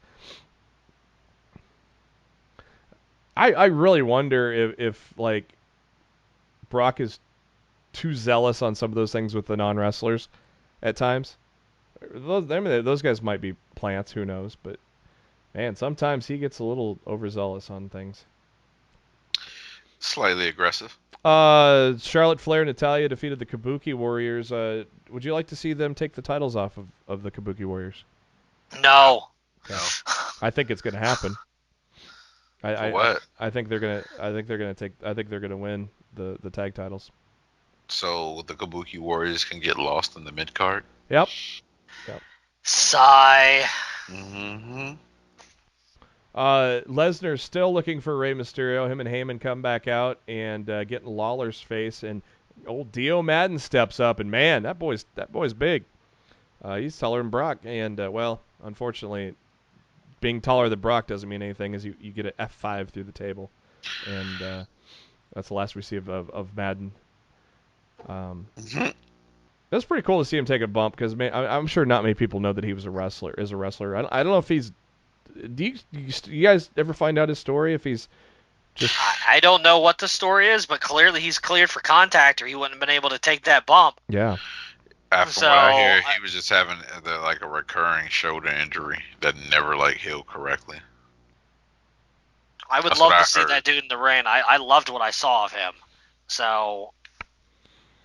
I loved. It's just disappointing. I mean, he's doing great on commentary. Yeah, right. He's growing. He's growing in that. He was a little, I think, kind of timid. At first, which I don't blame him. No, I mean, so was Byron Saxton, and Saxton turned into a great commentator. I think it was just nervous. Shut up, Saxton. I miss that. I loved Rey Mysterio's promo backstage. As he talks about an eye for an eye, a tooth for a tooth. He's fighting fire with fire. And so Lesnar came after what's most important to Rey, so now Rey is going to come after what's most important to Lesnar, the WWE Championship. And if Lesnar's man enough, then we got ourselves a title fight. Loved that promo. A couple of good wrestlers in the ring next that really don't have a direction at the moment. Buddy Murphy and Cedric Alexander, with Buddy getting the win. Seth Rollins. I thought for sure this match was a throwaway for the NXT people to come out. Yeah. Like when they started it and it was just both them in the ring and nobody had an entrance or anything. I'm like, all right, this match is gonna go for a minute, and then NXT is gonna arrive and take out both of these guys at the same time. So I was actually surprised that it wasn't what they did. Because to me, that's WWE booking 101. Exactly. Seth Rollins and Triple H had a great exchange. Man, what were your thoughts on Triple H recruiting Seth Rollins to NXT? That would have been interesting, huh? I'm fully behind it. Though, I mean, I don't know. Does the attack by the Undisputed Era at the end of the match between him and Cole, does that drive him to go to NXT or? I doubt it. I doubt he goes. Yeah, he's like such a big name, but WWE did him no favors by putting him in that feud with the Fiend. Like all the babyface pop he had, just it's gone. It went away with that feud against the Fiend, unfortunately. I say it did. You sure did. And all that pop with the stomp too, because he stomped the Fiend like 8 times in that match. It's kind of weird how that works, though. Like Brock Lesnar F5'd Roman Reigns all to hell, in that one match. But then, like, it only takes one to defeat Kofi in that title match. It's finishers they don't book the finishers with much logic. Like, well, I mean, they don't book much else with a lot of logic either. So logic in WWE programming. You're so funny. Ha ha ha. If it wasn't so soon that the Undisputed Era had gotten all the gold in NXT, I would have been a little more. I would have maybe thought Rollins would regain the NXT Championship, which of course, for you historians out there, Seth Rollins was the first ever NXT champion. I thought it would have been a cool thing, but it's too early to take it off of anybody. No, but here's the thing, and they totally could have done this for a rating spike. They could have done it. They could have done it for Bryan. They could have done it for Rollins. Personally, I'd have done it with Daniel Bryan. Yeah. But I'd have had Bryan beat Cole for the title on Friday, and then had done the rematch on NXT the following week to get the ratings and have Cole win the title back. Yeah. Because that's what I would have done. A lot of people people gotten some eyeballs for guaranteed eyeballs on my product. A lot of people don't realize Daniel Bryan was on the first season of NXT back when it was like a competition based and not its own brand. Got it. Yeah, we that was barrel racing. Yeah. Darryl, you want to go have a soda chugging competition? That's a negative, sir. I mean, I haven't had a soda in 14 months, but I'm pretty sure I could probably still go. I haven't had a soda in like 10 years, man. Okay, you got me beat, pal. I'm good. Damn, pal. Rusev came out and said he wants to end this feud now and right now and here, and we're all like, yes, please. But it'd be nice to fucking end that shit. Unfortunately, Lashley tore his groin having sex. How Vince of that idea. But it's so stupid because the whole idea that Lana left Rusev to begin with is because all Rusev wanted to do was have sex. Yeah. Now apparently she's having so much sex with Lashley that he freaking pulled his fucking groin. Yep. Like, seriously, logic, where is it? I just want logic in my pro wrestling. It's not too much to ask. So Bob Lashley had a backup plan of somebody that wanted to beat up Rusev as much as he did, and that was Drew McIntyre. But, oh my God, Bobby Lashley's not really hurt. I'm shocked. Yeah. I don't even want to talk about this segment. I'm in agreement with Darryl. Let's move on. I loved the face-to-face between Baszler and Becky Lynch. Yes. That was dope. Yes. That was dope. Yes. That was awesome. And it was uniquely shot. It didn't feel like a WWE production the way it was shot. Yeah. Yeah, it wasn't forced. And I actually really appreciated the entire, everything that was done about that segment. I loved it. It didn't feel heavily scripted. It felt like they were able to go. It was natural. Yeah. We got 6-man tag action, OC against the Street Profits and Humberto Carrillo. The Viking Raiders beat the East Hampton Polo Boys. Oh, everybody's having flashbacks to the old Mean Street Posse there. Team MJF.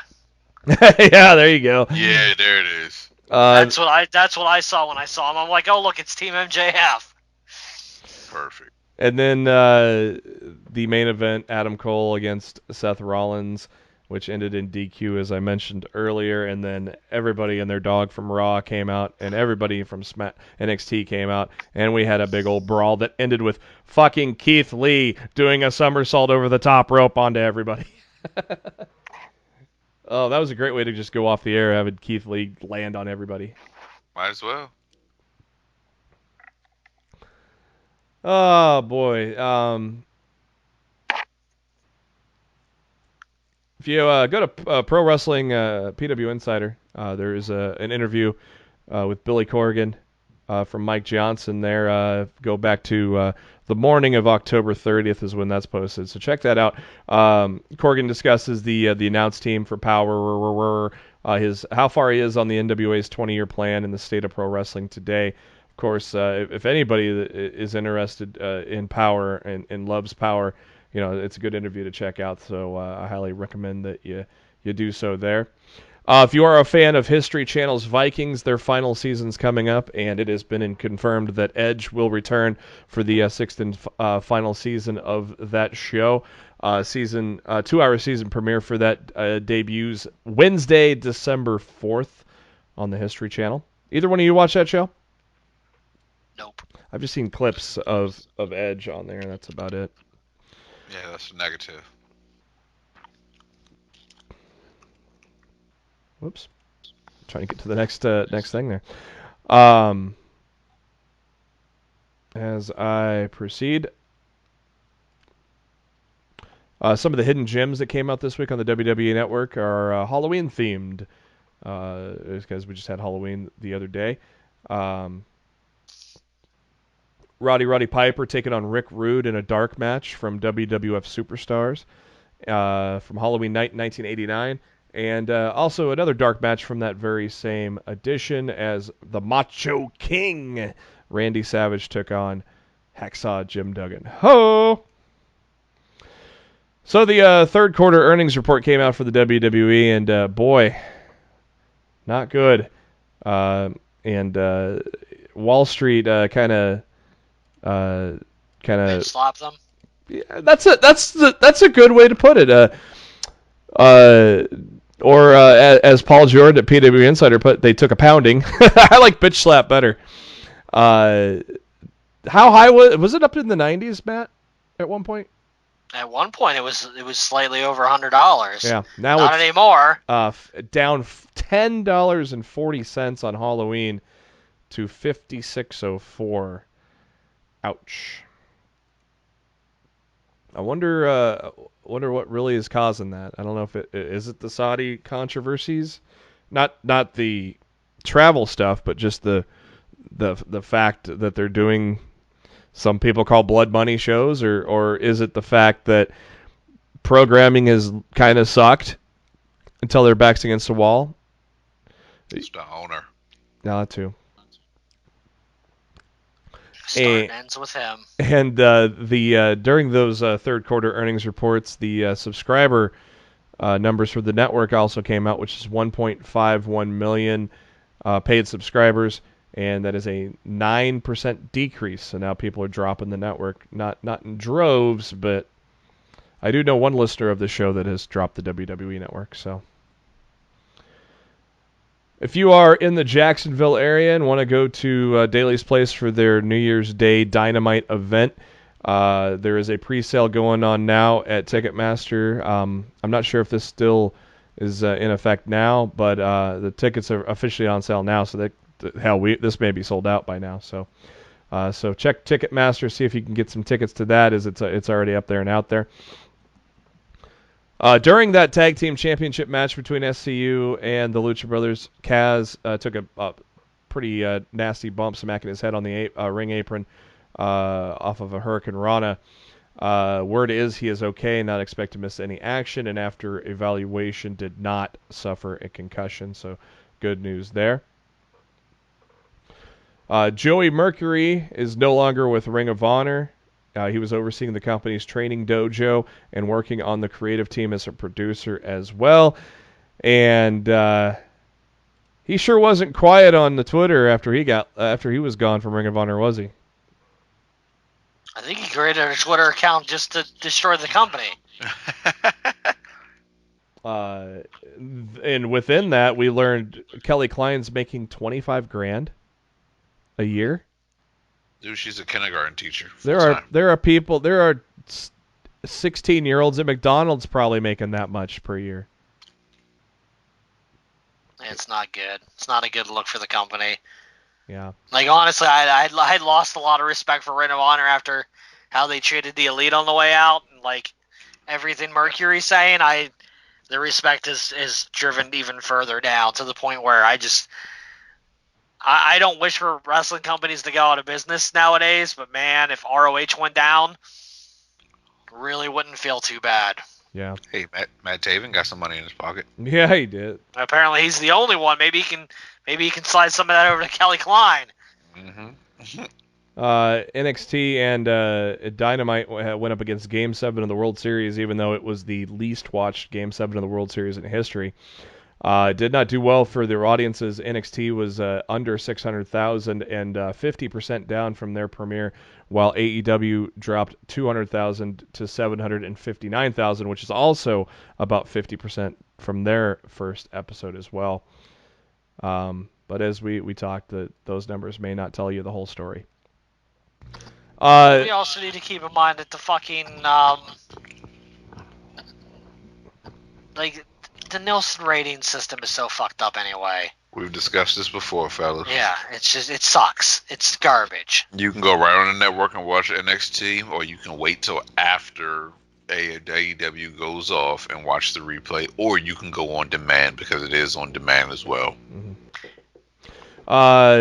Of course, the launch of WWE 2K20 has not been a smooth one. A new patch came out with a bunch of updates. Matt, does it make a difference? I haven't played it since the patch. I'll tell you, y'all can laugh all you want. My career mode was fucking incredible. To me, it's probably the story mode that I've been looking for out of a WWE game in well over a decade. I've seen it on YouTube. It's pretty interesting. It's very, very good. It was very fun. The story had a lot of heart. It had some funny moments. It had some good stuff. The voice acting from the WWE talent, easily the best I've ever heard out of a video game. Very, very good stuff. And I just wish the rest of the game wasn't such a buggy, glitchy mess. But my career in general, definitely, if you can get the game for cheap, I would recommend picking it up just for my career because it was really, really fun. Impact Wrestling doing some good for ODB as well, who of course lost her food truck to a fire. There is tapings on November 7th and 8th from the Melrose Ballroom in New York City, and the ticket proceeds from both of those shows are 100% of the ticket proceeds are going to the fundraising efforts to get her a new food truck. Thanks. Bam! Yeah, there you go. Thanks to NXT, SmackDown's ratings went up a lot to 2.5 million. Obviously, the FS1 numbers were very low because not everybody has that, but it was an increase from the October 18th show that was last on Fox. And what do you guys thought? What did you guys think about the Rock? The Rock kind of giving the winner of the UFC main event the BMF belt. Entertaining. Fandango with an interesting post on his Instagram account teasing us that Southpaw Regional Wrestling might be coming back. Yes, please. That stuff was funny. Fandango showed a picture of him and John Cena and says, "Stay tuned. Hashtag Southpaw Regional Wrestling. Hashtag 2020." New coach hired to the Performance Center for the WWE, Christopher Guy, who is known as Ace Steel. He's the trainer of CM Punk, Colt Cabana. He's been hired to the Performance Center as a coach. He previously had worked with Pro Wrestling Noah, Impact, and Ring of Honor during his career. And even was in a developmental deal with the WWE, portraying Donald Trump in the ring on an episode of Monday Night Raw when he wrestled Rosie O'Donnell in a classic Vince segment. We'll just put it that way. You want to know why we can't think of anything that's on Dynamite for tomorrow? Not off the top of my head. Right now, all we know is Cody makes an announcement. Then it's Jericho and Sammy Guevara against Hangman Page and Omega, and that's all we know. There we go. That's why we couldn't remember anything. Yep.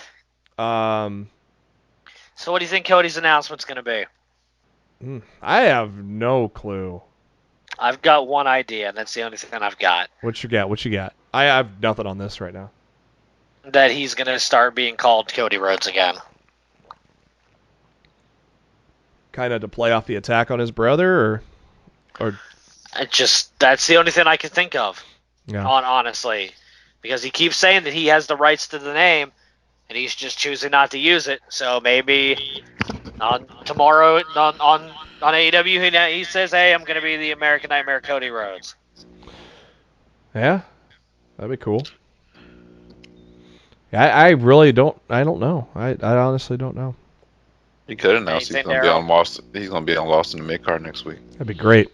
I'm pretty sure even if that happens, he wouldn't make that announcement on that would be Dynamite. Great. That would be great to make that announcement on Dynamite. Wishful thinking, though, dude. If you're a fan of the Good Brothers, as we all are, the OC best tag team in the world. As Montez Ford did his best Greg Hamilton imitation there on Raw. New episode of Ride Along came out last night with the OC, and also Mojo Rawley and Dana Brooke. There's a interesting couple on the. What on the fuck? Yeah, they compete to see who has better game. Yeah. Okay. Spoiler: neither of them. Ah. This past or tomorrow night or Wednesday today, as you're listening to the show, Hulk Hogan and Carlito will appear on the Goldbergs. What a duo! Yeah. WWE announced that Friday's episode of 205 Live is going to air live from Full Sail University. There is no NXT event for this Friday, so that might be the start of moving that to Full Sail, like I had suggested a long time ago. I don't understand why they're just not taping it after NXT Wednesday nights. I know. It makes no sense. Have you been watching? That's really weird to me. I have not watched this yet, but Matt, have you watched Free the Delete? Oh my God, yes. What is this all about? It's basically Matt Hardy slowly but surely reverting it back to the broken character, which is clearly being done as a slow burn to his contract being up in March. And yes. I think we are just 5 months away from seeing broken Matt Hardy in All Elite Wrestling. Oh, yes, please. The WWE announced 4 new hires, including a former Impact Wrestling star, to report to the WWE Performance Center. They include Scarlett Bordeaux, who you would see on Impact Wrestling not too long ago. Shotzi Blackheart, who... which has also been on Impact, and she was just recently on that Evolve show. Yeah, she was. So WWE had a chance to look at her, and they were like, "Yep, we're gonna take her now." Indy Hartwell from Shimmer. She's also wrestled in Australia. And Stefan Smith, who originally trained in OVW, has been working in Evolve as well, and earned a full time contract with the WWE there. So those 4 are heading to the Performance Center. And Scarlett Bordeaux on Twitter commented on the signing and said, "I never understood why people say diva like it's a bad word, and of course everybody wants to be a superstar. Well, I'm insatiable. Why settle for one when you can be both? Still a 10, still a smoke show, and now a super diva."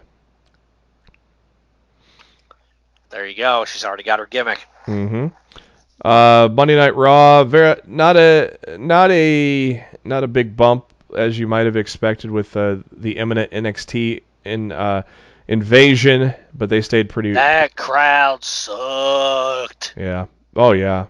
They you could barely. Long Island should be ashamed of themselves. Trash. You figure they knew Adam Cole up in that area? Shit.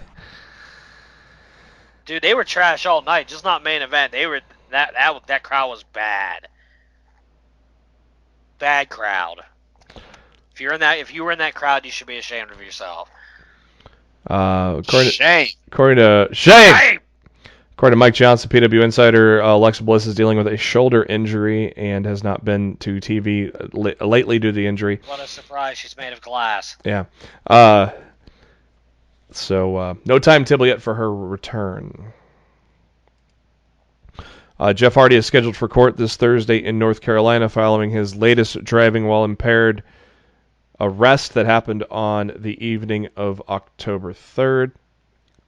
Get that man some help, please. Yes, please. This week's AEW Dark is going to be featuring 3 matches. The chairman, Sean Spears, is going to take on, I forget who he takes on, but it's somebody he should beat. Do these matches count for win-loss? Yes. Okay. Yes. Si, senor.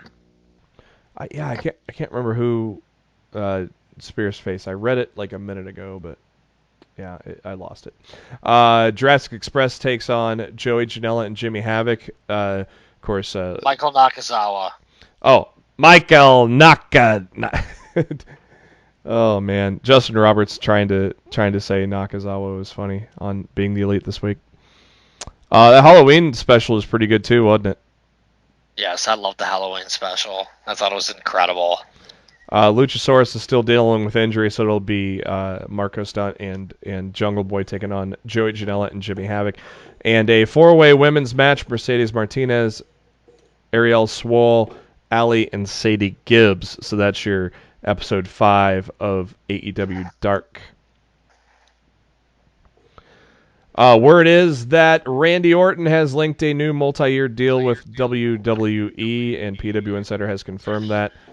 Sigh. Yeah, I was hoping that Elite Tease was him going to All Elite Wrestling. Look, I don't even want to know how much money the company wheeled up in front of his house to make him sign this new deal. Because clearly, I guarantee it was a disgusting amount of money. Oh yeah, because Orton was looking at that Elite sign as a power play, right? He was teasing it. He's been talking about it all year, though. Yeah. That he was more than willing to talk with AEW when his contract was up. So power play. Clearly, WWE. Yeah, well, clearly that's what it was, and clearly WWE dropped a shit ton of money in his lap and said, "Hey, probably more money, less dates. Sign with us." Please don't go, Viper. What happened? Please don't go, Viper. And some late news coming out here. NXT superstar Joaquin Wilde has been cleared to return to the ring after severing a broken orbital bone earlier in the summer. Before we get to our full gear predictions, we got a question in the LI TNC mailbag. I was reading ahead. Darryl, we got something in the mailbag. Yes, sir. So we have something from Mr. Mark Cho. For all of us, who from NXT could you see turning on the brand and joining SmackDown or Raw?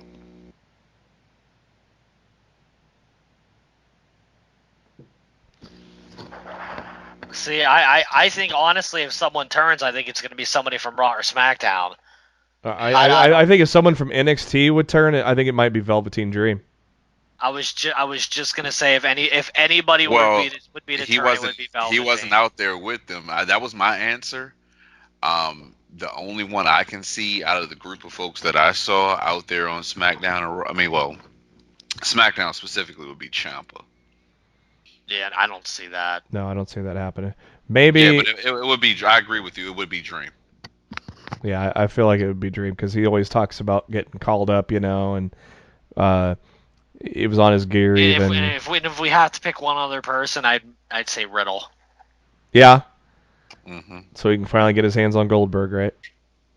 Then Brock. And Brock, yeah. He's picking a lot of fights. Yeah. So Dream makes the most sense, but if we're going a dark horse, I'd say maybe Riddle. But I honestly believe if anybody's turning, it's probably someone from Raw or SmackDown to go to NXT. Mm. Somebody that used to be in NXT and has decided to go back. Yeah. So get your questions into us for our mailbag. All you got to do is email litmcpodcast@gmail.com. We'll read y'all questions on the air. So thanks to Mark Cho for getting a question into us there this week. And now let's transition to the end of the show with AEW Full Gear happening this Saturday from the Real Farms Arena in Baltimore, Maryland, which is in the backyards of Darryl and Matt. Only 5 matches on the card so far, so we'll probably get several additions on Dynamite tomorrow. I'm expecting two or three more matches announced tomorrow. Let's start off with the one that's going to be on the buy-in. Bea Priestley against Britt Baker. Who do you see gaining momentum as possibly someone that's going to have a step up to challenge Riho down the future? Darryl? I say Britt. I would also say Britt. Yeah, I think that is going to be a rematch coming up soon there, so I agree with that as well. Hangman Adam Page against Pac. Matt? I think it's got to be Hangman, especially if Jericho retains, which I think he will. Yeah, I agree. I think Hangman is working his way back up. He's going to be the guy to take it off of Jericho, I think. And to do that, I think I might have said that on the show last week. He's going to be the man to take it off of Jericho, and he's got to work his way back up to do that and win against Pac, who has a pretty good win-loss record. Undefeated in singles action. Yeah, so yeah, he couldn't he couldn't help pissing off Moxley in that tag match. So yeah, I would go with Page there as well. Darryl? Same. Young Bucks against Santana and Ortiz in a tag team match. I fully expect Santana and Ortiz to get this win here over the Young Bucks. I think the Bucks are going to put them over. They were the big addition to the tag team, one of the most recent additions to the tag team division, a big name into the tag team division, and I think it sets up a perfect feud with them against SCU down the line. Darryl? Same. Matt? Same. Man, we're all unanimous. We're all right or all wrong. One of the two. Look. As much as I'm looking forward to this show, it seems from where we're all sitting to be a pretty predictable show at the moment. But they could surprise us. They could surprise us. They could. We'll see. And, I mean, we basically just kind of mentioned throughout the show and just a minute ago the other two matches. We both expect Moxley to beat Omega. Is that the same across the board? Mm-hmm. Yep. And we all expect Jericho to beat Cody, correct? Yep. Yep. So have we ever agreed unanimously on every match on a pay-per-view preview on Lost in the Midcard? So. Nope. Ever. Nope. Not at all. Not one bit. And that's not necessarily a good thing. Unless we're wrong. Yeah, I hope we're wrong. I don't want to be wrong on some of those matches though. Yeah, it's true. I want to be wrong on at least one or two of them. For the sake of booking logic, yeah, I don't want to be wrong on some of these either. I mean, it makes sense. Well, the thing, if Pac beats Hangman, Cody's got to beat Jericho. Yes, pretty much. Yep. And I don't see that happening. No, but no. Look, I'd be okay with the surprise. Well, yeah, it never hurts. But I still think we're getting that MJF turn. Yeah, I think so as well. I think MJF cost him the title. But that's his best friend, guys. Exactly. Wasn't Sean Marty's best friend? Oh yeah, that old glass window at the barbershop. Mm-hmm. Wasn't Rick Tito's best friend? And so on, and so on, and so on. Wasn't Sean Triple H's best friend, and vice versa, and then vice versa again, and then vice versa again? One more time. How many times did they turn on each other throughout the years, right? That's going to do it for this edition of Lost in the Midcard. Thank you to SpiderDuck.net for being our host, enabling us to be on iTunes, Spotify, and any of your favorite podcasting apps. Do a search for Lost in the Midcard. Hit that subscribe button. That way you know every time a new episode comes your way, typically every Wednesday. You can subscribe to us on the YouTube as well if you prefer to listen to your stuff there. And the links are on our Facebook page, facebook.com/Lost in the Midcard, as well as on the Twitter at LITMC Podcast. You can find us on the Twitter as well. I'm on there at JB Huskers. Matt is on there at Raw F Showtime. Darryl is on there at No One Like D. And before we ride off into the sunset, look forward to a little Full Gear this weekend. Darryl, what are your final thoughts? AEW, AEW, AEW. I don't think we'll be disappointed this weekend, fellas. No, I don't think so. Matt, what are your final thoughts? Yeah. Like, even though the card seems predictable for now, I'm still looking forward to Full Gear this weekend. I hope I get to attend it live. We'll see how it goes. And get you some jimmies. One way or another, I will definitely be watching the show this weekend. And yes, I need this doggy bag from Jimmy's this weekend. What was that hashtag again? Y'all hashtag Matt needs Jimmy's. There you go. You know, it's got to happen. Darryl dozing off over there. I think he is. Oh, wait, what happened? Darryl's selling your need for Jimmy's. You can no sell all you want. Mark Show's gonna have my back. I know that hashtag's coming in Darryl's mentions tomorrow. So along with hashtag 1 inch. Wait a minute. Yeah, I'm all right. We're out. I'm looking forward to Saturday. I mean, this is our first pay-per-view since TNT started, so I think we're gonna get a bang here. We're gonna get some surprises and have a lot of fun. So I'm looking forward to it. For Darryl Bullock, Matt Black, this is Jeremy Bennett. Thank you for tuning in to Lost in the Midcard. We'll be back at you next week with our Full Gear reaction.